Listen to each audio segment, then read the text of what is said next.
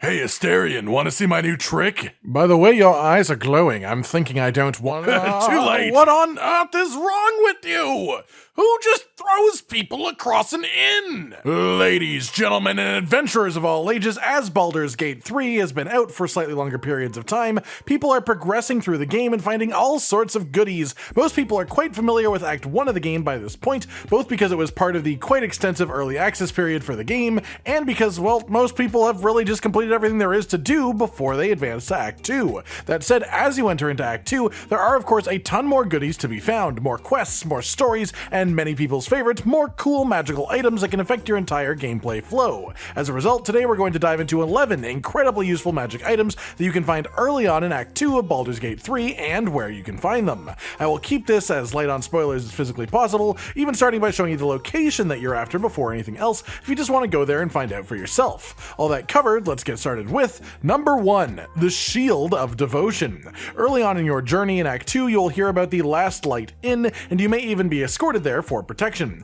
Once you reach this location and take care of some dialogue, there is a vendor immediately south of you within the outer area of the inn. Interact with them to look at their stock, and item number 1 on their list is the Shield of Devotion. This is an absolutely massive and lovely sheet of metal, plus 2 to AC. It gives you a bonus level 1 spell slot, which is actually quite strong in the right hands. Personally, I like it on Shadowheart as my healer, giving her more healing to spend as far as spell slots. This has an additional effect called Shield Bash, where if an enemy hits you with a melee attack, you get a reaction choice to knock it prone against a dex save. Prone is a massive shift to combat. Doing that to anyone who hits you is incredibly powerful. On top of that, you get the level 3 abjuration spell Shield of Devotion Aid, which heals you for 10 HP and also gives you 10 temporary HP too. It costs 624 gold to grab off of the vendor, which isn't negligible by any means, but if you've been clearing a lot of the map until this point, you should have more than enough spending money to spare if this really does catch your eye. Alternatively, we have number 2, the Incandescent Staff. This item is sold by the same vendor in the same place, but for 924 gold, so a fair amount pricier, but the actual results are pretty solid, depending on your class and what you're aiming to accomplish with it. This is a staff that gives you +1 to ranged spell attack, which is fantastic. It grants resistance to fire damage too, which is pretty great, but then it gives you access to the Firebolt cantrip, which is a strong cantrip, and then also the Fireball spell, which is obviously incredible, a massive circle explosion of fire for a ludicrous amount of damage, and if your group just doesn't have any other proper AoE, this is fantastic to keep around just for the once per long rest Fireball. Otherwise, it is a pretty standard quarterstaff, 1d8 two-handed, 1d6 one-handed, but fantastic to add a bit of fiery flair to a caster if you'd like to. Number 3, Evasive Shoes. This one is also in the Last Light Inn and also from a vendor, but from a different one. Just inside of the inn itself, you will find Mattis, who you may remember from the Tiefling camp in Act 1. He has some dialogue that he wants to talk to you about, then offers to sell you some things, one of which are the Evasive Shoes. These are absolutely fantastic as an accessory armor piece in the shoe slot. They give you +1 acrobatics, which is, it's just alright, but also +1 to AC, which is about as much as you could ever ask for from a pair of shoes. 1 AC can make a surprising amount of difference in the game, and getting that bonus from a slot with minimal competition is amazing. So if you are interested in this one, and you really should be, honestly, you just have to pick it up for 171 gold, which is actually quite a steal for how good these are too. Number 4, the Shifting Corpus Ring. And this is your last one in the Last Light Inn area, and it's quite easy to get to. When you arrive at the inn for the first time, you'll be pointed towards a cleric who lives here to get a blessing. When you first interact with that cleric, there is a combat instance at the end of the conversation. The main enemy of the combat instance has this ring on the body when you loot him after the fight. The fight itself can be a bit difficult, I won't lie about that. All the enemies have only one target, they are only trying to kill one person, so you're just essentially playing against a timer, honestly. Don't be afraid to blast off high value spell slots to make sure that you get it done, as it is entirely possible to properly lose this fight, but without having any party members themselves die, so it doesn't force you to load a save. Then you'll just have a save with an important NPC who's no longer available, and that's just sort of sad. As far as what the ring itself does then, it gives you 1 use per long rest each on 2 separate level 2 illusion spells. Invisibility, which pretty much does as it says on the tin, makes you invisible and gives people disadvantage on attacks made against you. It also has Blur, which gives enemies disadvantage on attack rolls against you for 10 turns afterwards. Number 5, Icebite Robe. This one lays much further to the west of the Shadow-Cursed lands.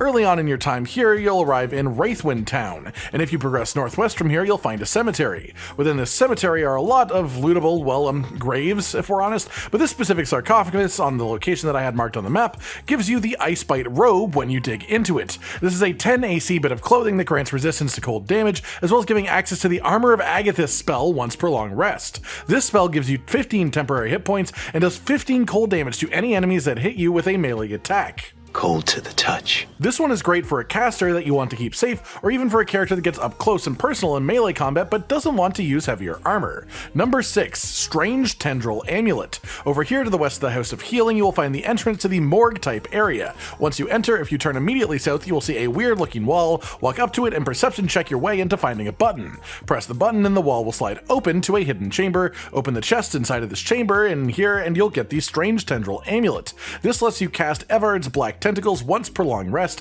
This is a level 4 conjuration spell, summoning tentacles from the ground, transforming the area into difficult terrain, and attacking and smothering nearby creatures for 3d6 each turn. This spell is quite potent when used correctly, and having it in the amulet slot is pretty nice too.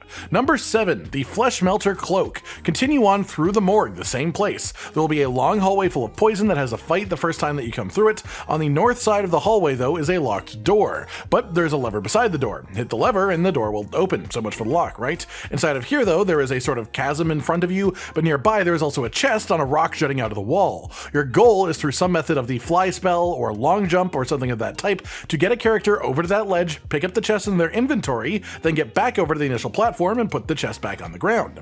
Once you do so, take it out and let your resident lockpicker give it a go and open it up to find the fleshmelter Cloak, which has the caustic reprisal effect. Whenever a creature deals melee damage to the wearer, they take 1 to 4 acid damage. Obviously this is quite nice. There aren't many cloaks around the place, and this basically just passively damages enemies if you put it on the correct party member. The one that you know will take most of the blows in melee combat. Number 8, the psionic ward armor. Back out into the open world, in the very western side of the town area towards the exit towards Baldurs Gate, you will come across a bit of an ambush. Now, I believe for this to trigger, you need to have finished the whole set of interactions with the Githyanki Christ and the Mountain Pass, so if you haven't done that yet, go do it before this, though that does also depend on if you even care about the items that you get from this. At this location, there will be an ambush fight. Win the fight and loot the leader, and you will find this, the Psionic Ward Armor. This is a 15 AC piece of medium armor with the Psionic Ward effect. If the wearer of the item is registered as a Gith, they will have resistance to psychic damage. On top of that, the wearer heals 1 to 4 hit points whenever they succeed against a spell saving throw. This is a solid item, definitely not the best thing ever, but a solid armor option to have depending on your party composition. That's not it, however, because there's also number 9, the haracknir bracers, which I don't have any clue how to pronounce. These drop from the exact same fight. You can even get them from the same corpse, and these are purple gloves that grant quickened Mage Hand, which lets you cast Mage Hand as a bonus action. They also give you +1 to strength saving throws, and on top of that, they let you cast telekinesis once per short rest, not even long rest, which is a level 5 spell that lets you throw creatures or objects against their strength saving throw, and while concentration lasts, you can actually do that once per turn, which is actually really scary in the right situations. Are you fighting near a cliff? Just start throwing people off once per turn. Got a heavy box beside you? Start throwing it at people. Telekinesis is really strong, and it's only one piece of the bonuses that these gloves can give you. Number 10, Lightning Jabber. And here we just have something that's a little bit fun, right? In the top right section of the western half of the map, right by the Grand Mausoleum waypoint, if you continue northeast as much as you can, you'll come across a small shack by the water, and if you approach it, a pretty sizable fight will actually break out. If you beat the enemies here, their leader will have an item on their corpse which is called the Lightning Jabber. A spear that does 1d8 piercing and 1d4 lightning damage, has a chance to apply the shock status to enemies on hit, and also has a secondary bonus 1d4 of lightning damage when used as a throwing weapon, and as well, this weapon has a +1 enchantment too. Not the best weapon in the game, but quite an interesting one. If you're interested in throwing weapons, this is pretty specifically fitting to any build that does that, but it's also just fun nonetheless, as it's essentially a crab claw on a stick that the game calls a spear, and who doesn't like that concept? Number 11, Killer's Sweetheart. And this one is pretty deep out of the way. At the northernmost edge of the western half of the area, north of the House of Healing, you will find an entrance to an area called the Grand Mausoleum. In the northernmost room of the Grand Mausoleum, there are loads of traps and some buttons that you can press. I recommend disarming the traps if you have the means to do so, otherwise it just gets a bit muddy to exist in this room. This is simply a puzzle of which order to hit the buttons in, and it worked for me after hitting the southwest painting button, then the southeast one, then finally the northern button. After that, an area will open up in front of you that eventually leads to the Gauntlet of Shar dungeon. And here there are lots of things to do, but our specific target lays on this part specifically, as part of the self-same trial. Simply walk up to the marker that I've got here on the map, engage with the ritual, and then when you enter the room, you'll be in combat against a copy of your own party down to the letter.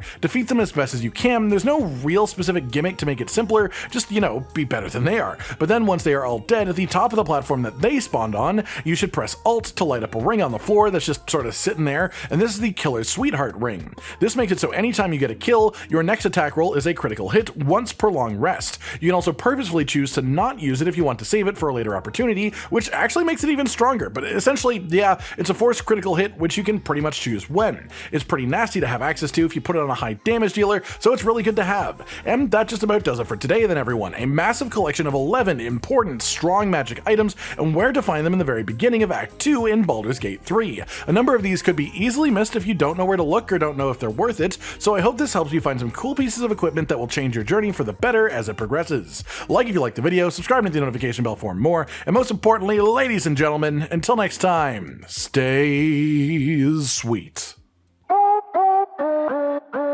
Josh, Cotton, and Hollow with the videos, dropping the humor like a hammer on your tippy toes, bringing entertainment on a daily arrangement to take our insanity and turn it into entertainment. Yes, I said entertainment twice, to reiterate that it is nice to look into your faces on a mostly daily basis when you let us in your homes to make the whole world a stage. Goodbye.